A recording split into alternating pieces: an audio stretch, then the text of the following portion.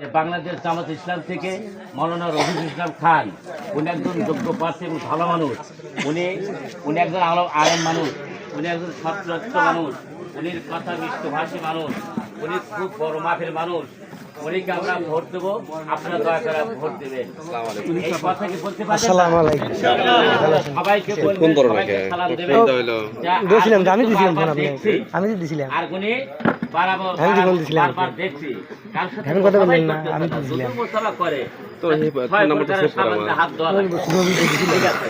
আবার কোন জন কান্দে বর দিয়ে যাতায়াত করতেছে, সেও পারতে হইতেছে। কান্দে হাত দিয়ে যাতায়াত করতেছে, সেও পারতে হইতেছে। শেষ সময়ও উনি বলছিল, গত নির্বাচনে বলছিল যে আমার বয়সের শেষ, নির্বাচনের শেষ। কথা বলো আমাদের যে নেতা, উনি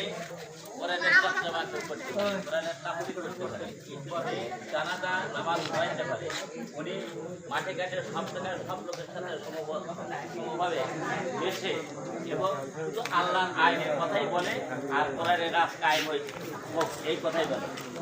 আমরা সবাই রাজি আছি উনিকে ভোট দেবো ইনশাআল্লাহ, আমরা চেষ্টা করবো ইনশাআল্লাহ। আমার এই বলেই আমার সংক্ষিপ্ত কথা শেষ। আসসালামু আলাইকুম। বাংলাদেশ জামাত ইসলাম থেকে মৌলানা রফিকুল ইসলাম খান, উনি একজন যোগ্য প্রার্থী এবং ভালো মানুষ। উনি একজন আলেম মানুষ, উনি একজন সত্যরক্ত মানুষ, উনি কথা মিষ্টভাষী মানুষ, উনি খুব বড় মাপের মানুষ। উনিকে আমরা ভোট দেবো, আপনারা দয়া করে ভোট দেবেন। এই কথা কি বলতে পারেন?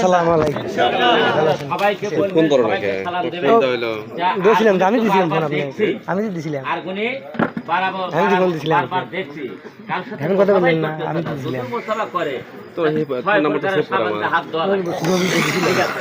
আবার কোন জন কান্দে বর দিয়ে যাতায়াত করতেছে, সেও পারতে হইতেছে।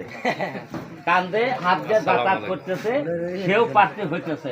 শেষ সময়ও উনি বলছিল, গত নির্বাচনে বলছিল যে আমার বয়সের শেষ, নির্বাচনের শেষ।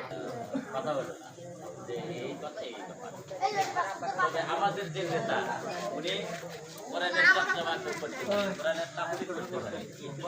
জানাজা নামাজ পড়াইতে পারে, উনি মাঠে ঘাটে সব জায়গায় সব লোকের সাথে সমভাবে মিশে এবং শুধু আল্লাহর আইনের কথাই বলে আর কোরআনের রাজ কায়েম হয়েছে এই কথাই বলে। আমরা সবাই রাজি আছি উনিকে ভোট দেবো ইনশাআল্লাহ, আমরা চেষ্টা করবো ইনশাআল্লাহ। আমার এই বলেই আমার সংক্ষিপ্ত কথা শেষ। আসসালামু আলাইকুম।